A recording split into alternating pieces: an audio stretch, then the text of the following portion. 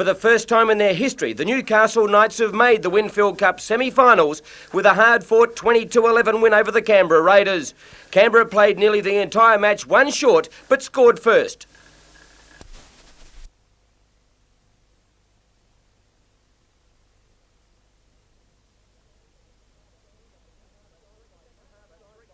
But 3 second-half tries by Mark Sargent gave Newcastle their sensational victory.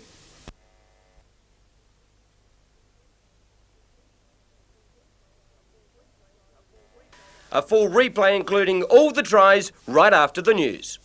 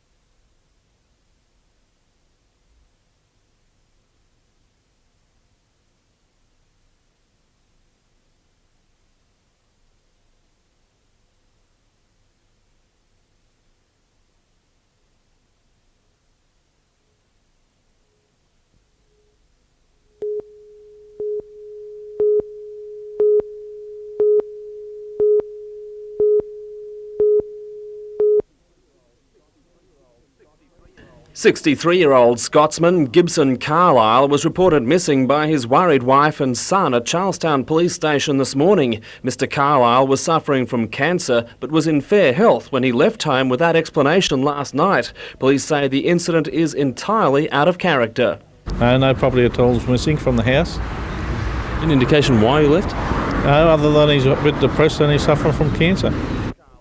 Mr Carlisle was wearing a three-quarter length fawn jacket and grey tracksuit pants. Anyone with information is asked to contact Charlestown Police. Tom Hilston, NBN News.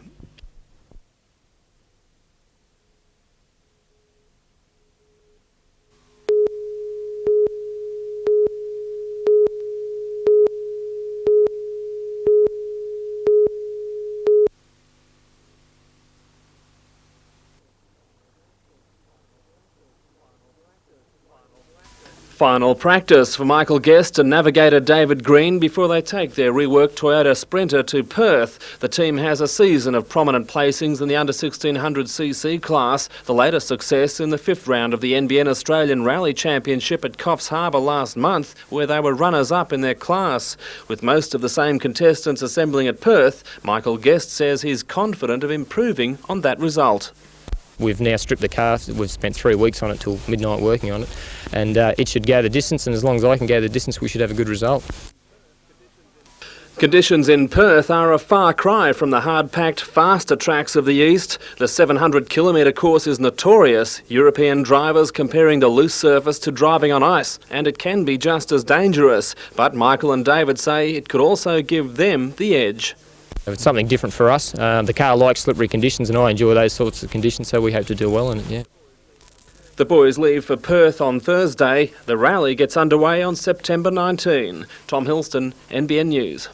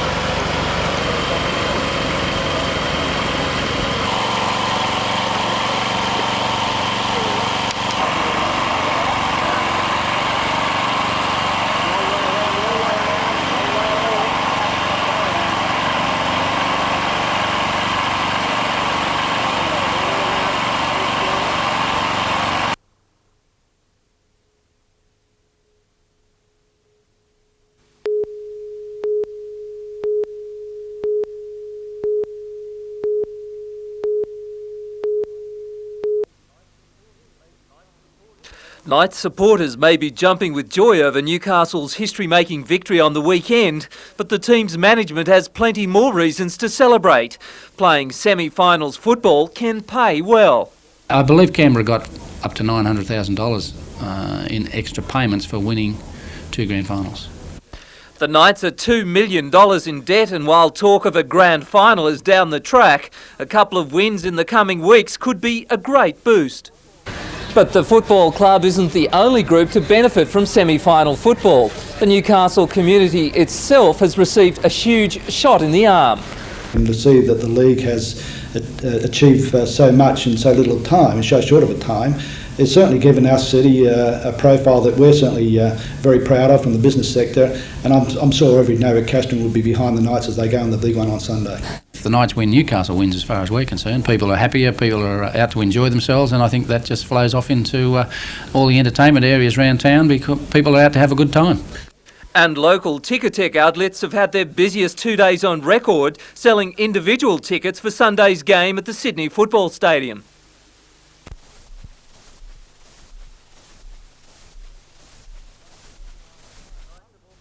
The Knights have organised 9 buses so far. According to the league, 11,000 seats at the stadium are still available.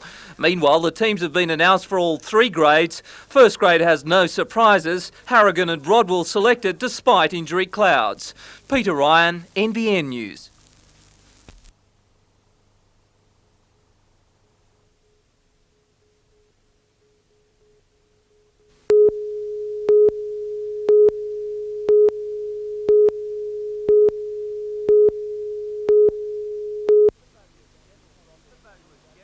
The Valuers General's office has revalued properties across the city. As seen on NBN News last night, suburbs like Mayfield, The Hill and Merriweather jumped up to 180% on the last valuation in 1984. The average rise was 118%, and that figure is the guide for possible council rate changes. For example, those whose increase is greater than 118%, they could expect to have their rates increased. Of course, those at less, they might expect a decrease. Any change is guided by the CPI and a state government cap, but that ceiling has not yet been determined by the Minister. The Newcastle Chamber of Commerce has called on Council to keep valuations up to date, so ratepayers won't have to face a shock every 7 or 8 years. We would see that perhaps there needs to be some sort of research into whether in fact valuations can be carried out on a more frequent basis. Meanwhile, Council has guaranteed any rate changes won't be as dramatic as changes for some Lake Macquarie residents in 1990. Property revaluations there saw some rates double. Peter Ryan, NBN News.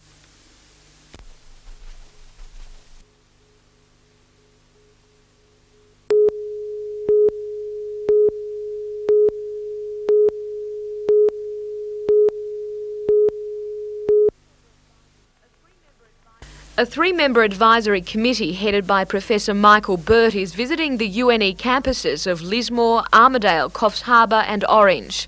The committee's job is to gauge public opinion on a possible split of the campuses. At a public meeting with the committee on Monday night, North Coast Member of Parliament Brian Bazzutti questioned Armidale's financial management practices and described them as a drain on Lismore's resources.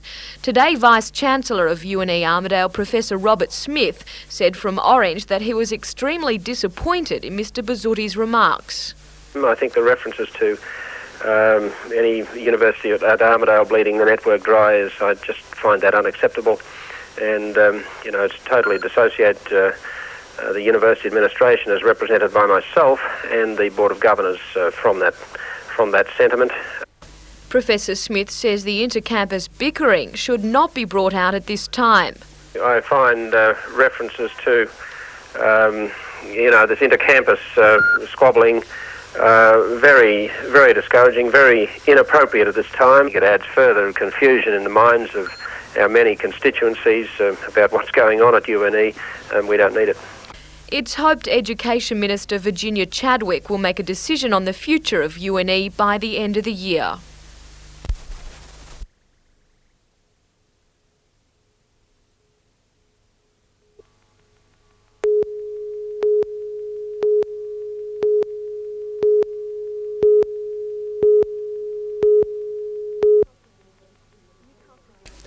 Newcastle University and the CSIRO Division of Radio Physics have developed the satellite tracking and controlling technology. It is already being used by OTC, AWA and in a new unmanned tracking station on Cook Island. Basically, the system is an antenna tracking and control system, which is a brains of a communications antenna, and it is used to track satellites so that we can get a good signal for voice and data. A team from the university is heading off to Indonesia to take advantage of the country's undeveloped communications industry.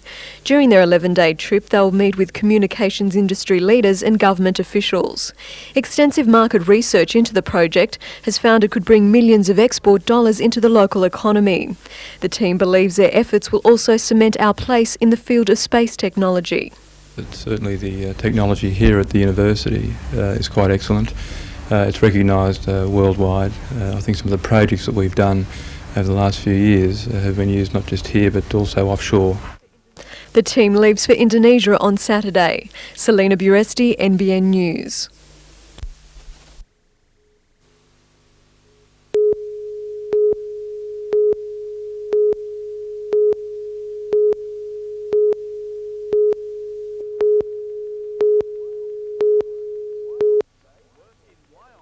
Work in Wyong today? Forget it. Wild horses couldn't have dragged them to the office. The course was packed.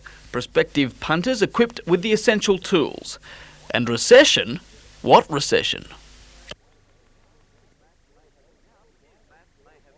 His maths may have been out. Elsewhere, wallets were widening to reveal wads of cash, which were promptly placed on an upgraded cup.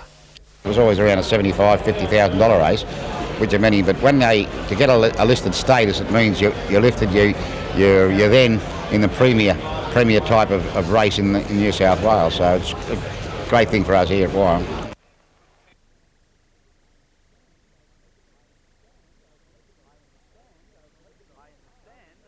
High in the stand, a polka-dotted punter.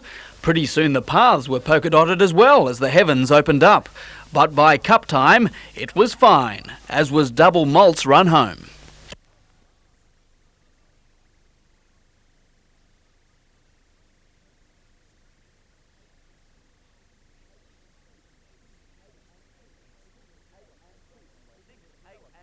Six, 8 and 2 the placings. The Quinella paid $19.50, the trifecta $145.30.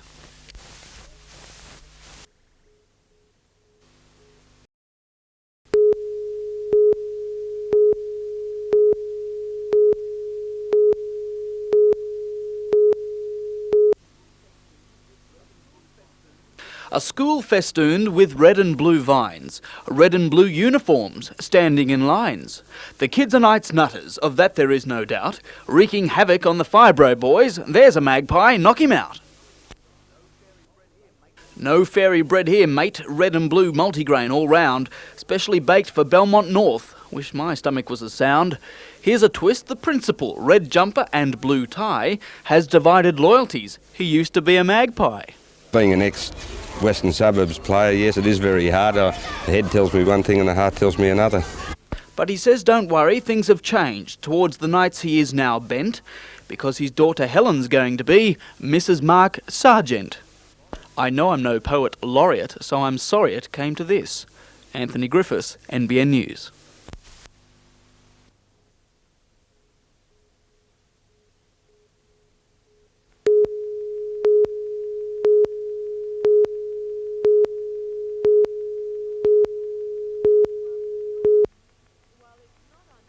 While it's not unusual for twin lambs to be born, quadruple births and survival are extraordinary. These Suffolk Merino cross lambs were born on Tuesday afternoon and are thriving with a little tender loving care. The newly-borns are living in style, not in the ordinary paddock, but motel-style accommodation in a shed. And because of their remarkable start to life, the 4 lambs will be saved from the abattoir. They'll be kept on the property Frogs Hollow to become part of a breeding flock.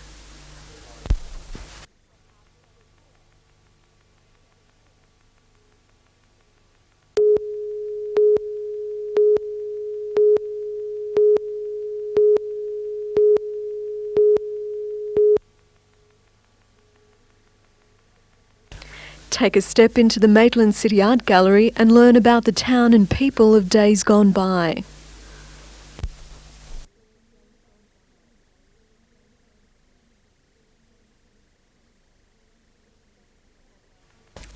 The candid shots are from the family photo album of George Thomas Chambers, a mayor of Maitland at the turn of the century. The photos have been copied and enlarged over a number of months to form the current exhibition. The originals will now be locked away and preserved, the copies keeping the period of history alive. It brings back to the younger generation how our forefathers actually dressed and the hard times that they had in the land many years ago.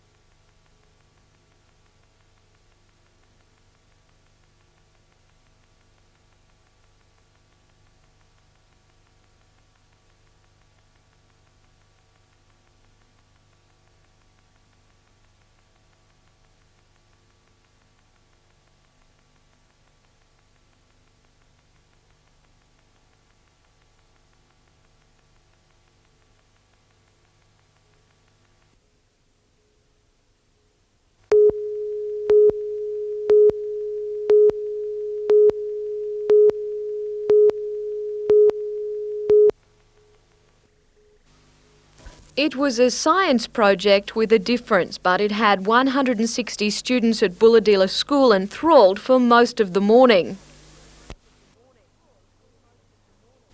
The students from Year 2 to Year 7 have spent the last 3 weeks making the balloons out of tissue paper and glue. Today was the moment they'd all been waiting for, when the 24 balloons were filled with hot air and allowed to drift where the wind took them. And drift they did, most into trees. Others took off over the nearby mountain, while this one crashed and burned. With the slight breeze, precautions were taken to ensure all fires were contained. We've had mixed success. The breeze has played havoc with a couple of the balloons, but the triangular teardrop-shaped ones seem to be sort of doing the best for us. When asked if the day was a success, science teacher Mike Stace had this to say. Put it this way, it is memorable. It will be memorable, right?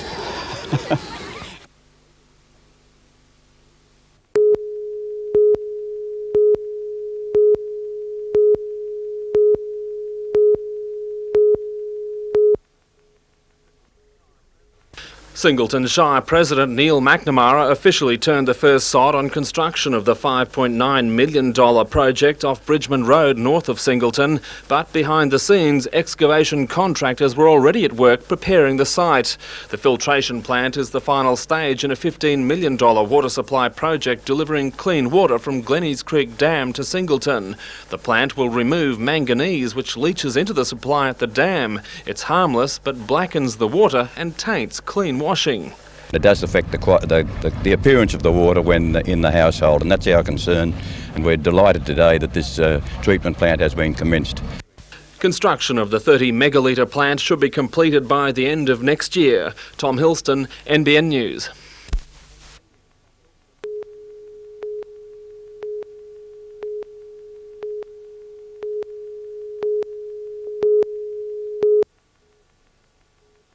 Lagutsa heads an impressive field in this year's tournament. The biggest names in bowls got down to business at Waratah this afternoon, and Gary Lawson got off to a great start. The Kiwi in the dark blue accounted for indoor bowls world champion Ian Schuback in round 1, 31-28. Lagutsa beat current New South Wales champion Peter Woods 31-23. Dennis Kachunerich notched up a 3-shot win over Victorian Dennis Dalton. In the best match so far, South Australian Ian Taylor in the pink pipped North Coast bowler John Snell 31-30. That was round 1 completed. Lagutsa took the tournament lead with a second round win over Kachunerich. The championship winds up on Friday, the winner pocketing $3,000.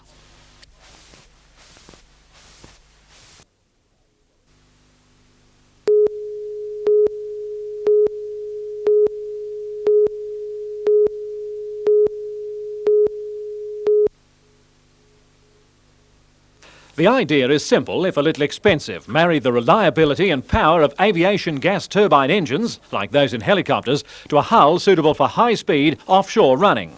After 2 years of research and construction, this is the result arrived at by Marine Turbine Australia. The exercise required the designing of a special gearbox to combine the power of 2 gas turbine engines and the development of a water jet drive unit. The only modification to the aircraft engines involved waterproofing the air intake and using marine-grade aluminium in some of the castings. Place it all in a Riviera Diavolo hull and you have a vessel capable of offshore racing up to 60 knots in rough seas with power in reserve, giving absolute reliability. But it need not just be for fun. The idea, according to the developers Don and Vern McLaren, has possibilities in rescue, law enforcement and even military applications. And Marine Turbine Australia is looking for world markets for the idea, claiming 4 such power modules could propel a 320 passenger ferry at 45 knots.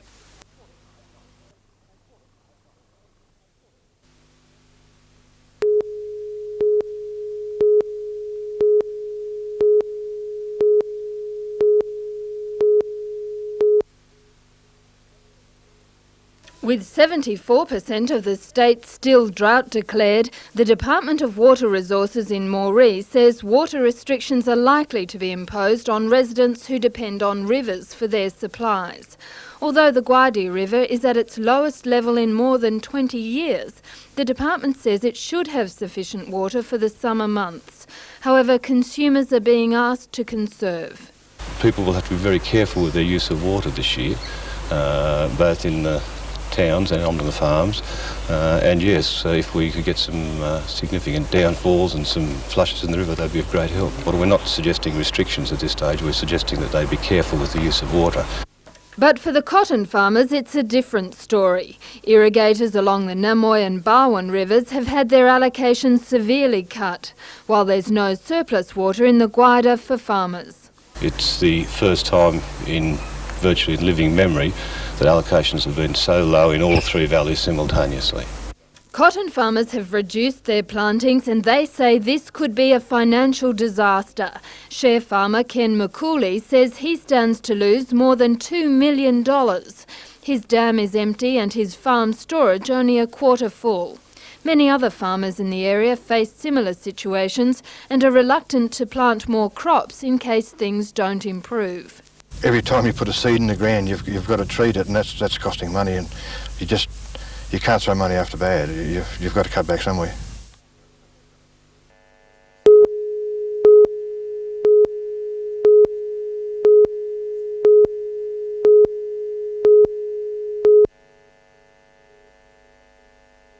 Professor Blaney told a conference at the Newcastle Workers' Club that if Australia is to improve its economic position, we need to develop more natural resources. That means more mining and logging of forests. One of our problems as a nation at the moment is that we've got a very powerful green movement in Australia, probably more powerful than any other democracy in the world, and they oppose a large number of the projects that we actually need in order to get our economy out of the present mess. Jeffrey Blaney says he is a Green supporter, but only light green. He believes the world isn't in a state of environmental crisis. Meanwhile, Executive Director of Greenpeace, Lynette Thorstenson, slammed the Hunter Water Corporation for dumping sewerage sludge into old mine workings under Newcastle. We're very unhappy about the Hunter Water Corporation's decision to put waste down mine shafts. It's an out-of-sight, out-of-mind way of dealing with the problem. However, she did say that Greenpeace is in favour of recycling sludge and effluent. Jane Anderson, NBN News.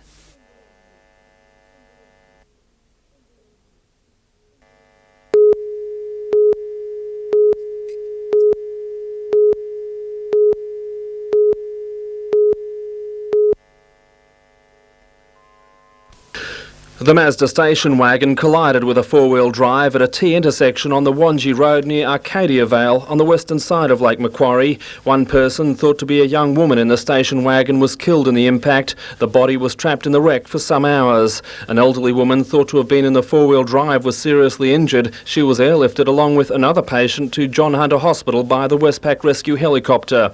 At least 2 other people were hurt in the collision and have been transported by road. Accident investigation police are expected to remain on the scene for several hours, analysing factors contributing to the crash. Wangi Road is a busy arterial route, especially during peak hours. Traffic was moving around the scene, although delays weren't expected to affect evening commuters. Tom Hilston, NBN News.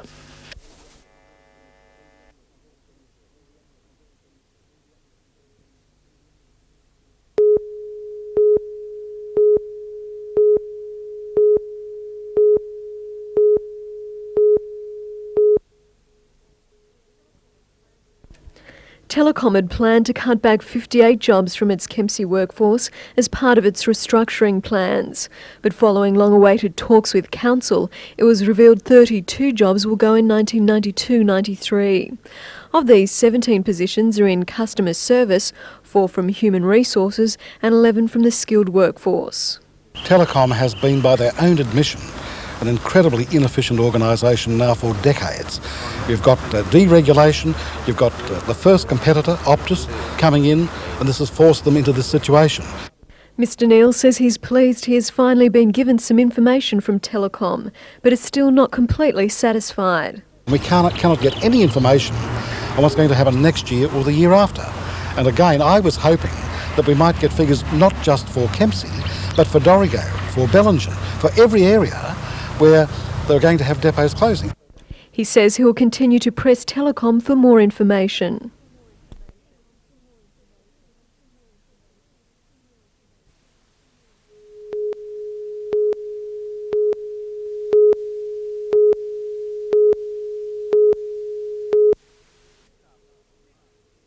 Newcastle, the city, is still delirious after the Knights put West to the sword last Sunday. Coach Wade is putting the brakes on the bandwagon. Beating the Magpies, he says, only means Newcastle will not finish 5th. Now the Knights have to face a red-faced Dragon. Only a week ago they were touted as being the team that were going to play Brisbane in the grand final. Now they find themselves in sudden death. Anything that we do is now a bonus to us. We are in the sudden death situation no matter which way we look at it. And we approach each game in a fairly similar fashion in our build-up. No changes to the Newcastle team, which wallop Western Suburbs, David Wade including 9 reserves for Saturday's game. The two sides met once this year. Newcastle won convincingly that day. Revenge now would be sweet for the Saints. The pressure of expectations is far greater at St George than at Newcastle. The Knights club will close the door against the footy mad media after training tomorrow night. And ask you questions about the opposition and all those sorts of things when they should be focusing on themselves and their football team.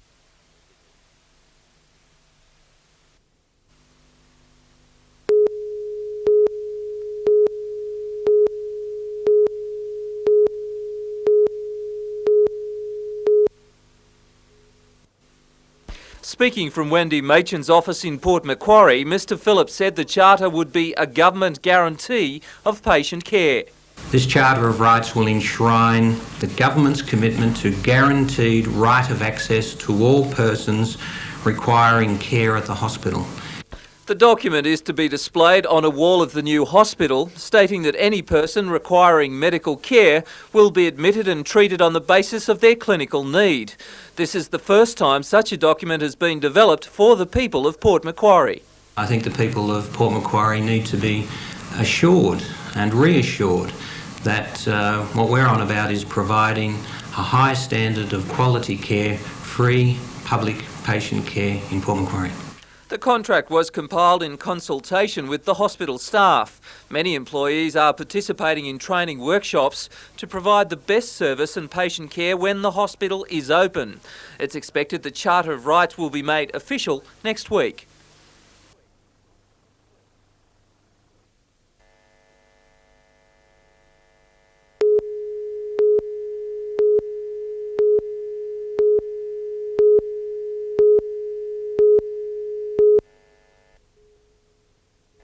Since their inception, the Knights have been as busy off the field as on it, but with a spot in the semi-finals and a win over Western Suburbs last week, the attention and interest has escalated to hero worship. Last night, another function for many of the players, albeit enjoyable. A fundraising fashion parade with Matthew Rodwell, Rodney Howe, Brad Godden and the captain himself, Michael Hagan, swapping shoulder pads for summer gear and the latest in fashion. Giving them a gentle reminder, Master of Ceremonies Mark Sargent, who handled the affair with aplomb. And this morning, David Waite found himself on the 2HD breakfast program. For the coach and the team, there is an air of expectancy about. Expectation-wise was that the last month of the actual competition, the last 4 rounds, where it was a will we won't we attitude taken by the press and ourselves really. That was all relieved by making the semi-finals. But not everyone is a Knights supporter. It's been very hard to beat all year, and I would imagine that it will be very, very difficult to beat again on Saturday, and if we play our football well, who knows. Again, an army of red and blue Knights fans will make the trek to Sydney to watch and cheer for the Knights. Wade is convinced the Dragons should start favourites, and that's how he wants the Knights to be underestimated. We're a couple of hours away from Sydney, and we've been underestimated a little bit this year, and it sort of suited us a little bit.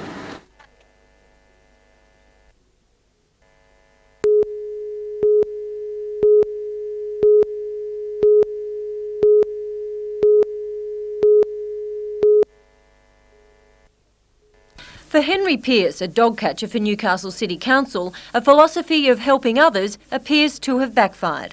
A Good Samaritan Act last month has left him out of a job, and today the phone was running hot with messages of condolences. The incident occurred while Henry was patrolling the Beresfield area looking for stray dogs. He was flagged down and asked to use the van's two-way to call an ambulance for a girl who'd fallen off a horse. Mr Pearce then went to the accident scene, which was just outside Newcastle Council's border, but at the time, boundaries weren't a priority consideration. To help, isn't that in the Bible, where it's the Good Samaritan goes and helps? Well, you know, whether I'm a Good Samaritan or not, I don't know. But, I'm not hunting any medals or glory or glamour or anything like that. All I want is a job. A council report says after a senior council officer overheard Mr Pearce's two-way message, he and a colleague went to the scene and watched from afar. As a result, Henry was suspended on August 31st. The reasons: deviation from normal duties, unauthorised use of a council vehicle, and falsification of running and timesheets in regards to overtime claimed and accepted. Are you proud of what you did? Yes, I'd do it all again.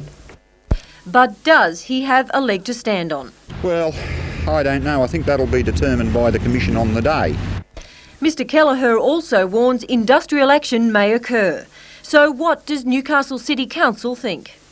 Council's General Manager Bill Grant was too busy to make an on-camera comment today. However, he did say that Council rejects Mr Pearce's assertions that he's being penalised for performing a public duty and that the facts will prove otherwise. Mr Grant also hastened to add that Mr Pearce has already appeared before the Industrial Commission on another matter earlier this year. Council says it's happy for the Industrial Commission to adjudicate the matter and has requested the hearing be brought forward from its tentative September 18 date.